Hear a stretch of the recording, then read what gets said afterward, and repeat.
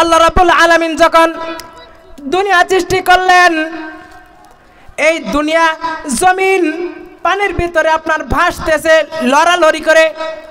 দেখেন না মা বোনরা পানির উপরে যখন চাটাই ধয়, চাটাই কেমন লড়াচড়া করে না, এমন লড়াচড়া করতেছে। তখন আল্লাহ রাব্বুল আলামিন এই জমিনের ভিতরে পাহাড় বসাইলে, বলেন কি বসাইলেন? পাহাড়। জমিনটা নিশ্চুপ হয়ে গেল, থেমে গেল। তখন ফেরেশতারা বলল, আল্লাহ এই জমির কাবাকাবি করতেছিল, আপনি পাহাড় বসাইয়া জমিনকে নিশ্চুপ করে দিলেন। এই পাহাড়ের কি শক্তিশালী আল্লাহ, আপনার সৃষ্টি কোনো কিছু আছে? তখন আল্লাহ বলতেছে আছে লোহা। কি আছে? লোহা। তখন ফেরেশতা বলতে, ইয়া আল্লাহ এই লোহার থেকে কি কোনো শক্তিশালী কোনো কিছু আছে আপনার সৃষ্টির ভিতরে? আল্লাহ বলতেছে আছে আগুন, কারণ আগুন এই লোহাকে গলাইয়া দেয়। তখন ফেরেশতারা বলতেছে, ইয়া আল্লাহ এই আগুনের যে শক্তিশালী কোনো কিছু আছে? তখন আল্লাহ বলতেছে আছে, সেটা হলো আপনার পানি। কি আছে? এই আগুনের যে শক্তিশালী কি আছে? পানি। পানি আগুনকে নিভাই দেয়। তখন আবার ফেরেশতারা জিজ্ঞাসা, ইয়া আল্লাহ এই পানির যে শক্তিশালী কিছু আছে কিনা? তখন আল্লাহ বললেন বাতাস। সমস্ত ফেরেশতা আবার জিজ্ঞাসা, ইয়া আল্লাহ এই বাতাসের চেয়েও কি কোনো কিছু শক্তিশালী আছে আপনার সৃষ্টির ভিতরে? তখন আল্লাহ বললেন এর যে শক্তিশালী যেটা, সেটা আমার বান্দাদের ভিতরে দিয়ে দিয়েছে। সুবহানাল্লাহ। তখন ফেরেশতারা বলে, ইয়া আল্লাহ এমন কি সবচেয়ে শক্তিশালী জিনিস যেটা আপনার বান্দাদের মধ্যে রেখে দিয়েছেন, আল্লাহ আমাদেরকে বলেন। আল্লাহ বলছেন সেটা হলো সদকা। সদকা। বলি সুবহানাল্লাহ। এই জন্য আল্লাহ রাব্বুল আলামিনের দুষ্ট নবী করিম সাল্লাল্লাহু আলাইহি সাল্লাম বলেন আস-সাদকাতু তারাদ্দুল বালা। হযরত দাউদ আলাইহিস সালাম তার সঙ্গে হযরত দাউদ আলাইহিস সালামের সঙ্গে আর আজরাইলের সঙ্গে খুব বন্ধুত্ব ছিল। একদিন আজরাইল আসছে, বলতেছে বন্ধু, দাউদ বলতেছে আজরাইল বন্ধু তুমি কি আমাকে আল্লাহর কাছে নিয়ে যাওয়ার জন্য আসছো না আমার সঙ্গে দেখা করার জন্য আসছো? বলতেছে বন্ধু তোমার সঙ্গে দেখা করার জন্য আসছি। তখন দাউদ আলাইহিস সালাম বলতেছে আজরাইল বন্ধু আজকে তোমার মুখটা একটু হাসি উজ্জ্বল কেন? তখন আপনার আজরাইল বলতেছে দাউদ আলাইহিস সালাম বন্ধু আপনার সামনে যে ব্যক্তিটা বসে আছে 2 মিনিট পরে এই ব্যক্তি মারা যাবে। এরপরে সেই ব্যক্তিটা উঠে চলে গেছে।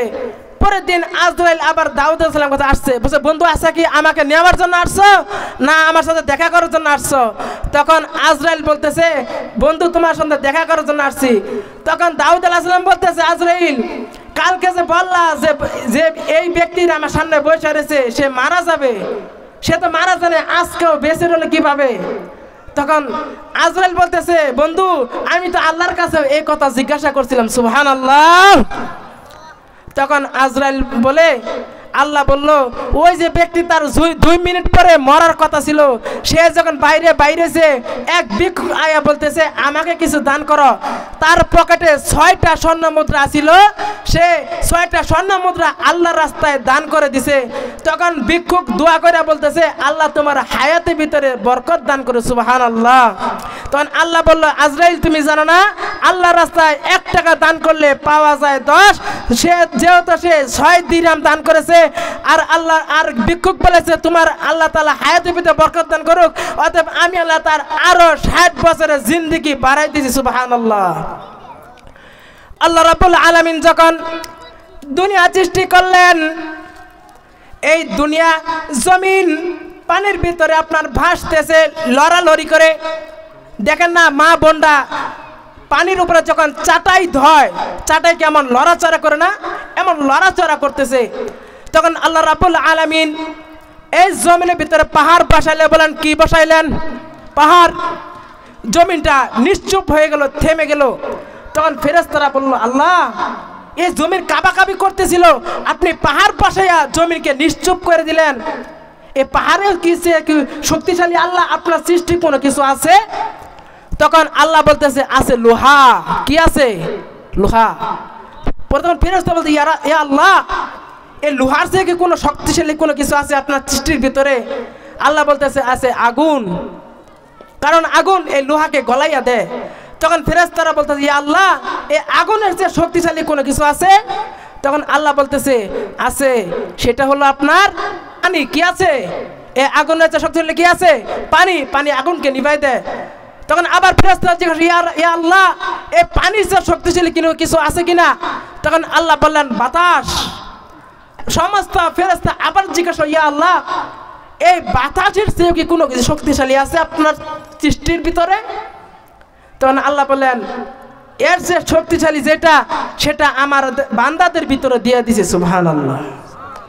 তখন ফেরেশতারা বলে, ইয়া আল্লাহ, এমনকি সবচেয়ে শক্তিশালী জিনিস যেটা আপনার বান্দাদের মধ্যে রেখে দিয়েছেন, আল্লাহ আমাদেরকে বলেন। আল্লাহ বলছেন সেটা হলো সদকা। সদকা বলি সুবহানাল্লাহ। এই জন্য আল্লাহ রাব্বুল আলামিনের দুস্থ নবী করিম সাল্লাল্লাহু আলাইহি ওয়াসাল্লাম বলেন, আস-সাদকাতু তারাদ্দুল বালা। আল্লাহ রাব্বুল আলামিন বহু আয়াতে দান সদকার কথা বলেছেন। আমরা জানতে পারলাম মুত্তাকি ব্যক্তির 3টি আলামত। 1 নাম্বার আলামত হচ্ছে আল্লাহ তাআলাকে সাক্ষ্য দেওয়া। 2 নাম্বার আলামত হচ্ছে কি করা? নামাজ কায়েম করা। 3 নাম্বার মুত্তাকি ব্যক্তির আমল হচ্ছে, মুত্তাকি ব্যক্তির চিহ্ন হচ্ছে, আলামত হচ্ছে আল্লাহর রাস্তায় দান করা। বলে সুবহানাল্লাহ।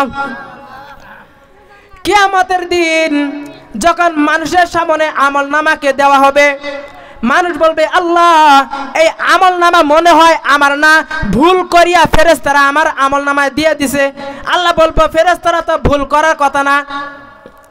তখন আল্লাহ রাব্বুল আলামিন বলবেন, তোমরা যে আল্লাহর রাস্তায় অল্প কিছু দান করেছিলা, এই দানগুলাকে আল্লাহ রাব্বুল আলামিন বিশাল বড় বানাইয়া তোমাদের আমল নামায় ঢুকাই দিছে। সুবহানাল্লাহ। আমরা যেমন গরু ছাগল পালি না, একটা গরু হয়, এরপরে 2টা ছাগল, 3টা ছাগল, 4টা ছাগল। আমরা এরকমভাবে যখন আমরা আল্লাহর রাস্তায় দান করি, আল্লাহ রাব্বুল আলামিন আমাদের দানগুলাকে এরকম পেলে পুষে বড় করে বিশাল বড় আকার করে আমাদের আমল নামা দিয়ে দেয়। সুবহানাল্লাহ। তা আপনারা আল্লাহর রাস্তায় দান করতে রাজি আছেন তো? ইনশাআল্লাহ। 1 নাম্বার কথা বলছি, মুত্তাকি ব্যক্তির 3টি আলামত শিখে যান। 1 নাম্বার কি? আল্লাহ তাআলাকে সাক্ষ্য দেওয়া। 2 নাম্বার নামাজ কায়েম করা। মুত্তাকি ব্যক্তির 3 নাম্বার আলামত হচ্ছে আল্লাহর রাস্তায় দান করা।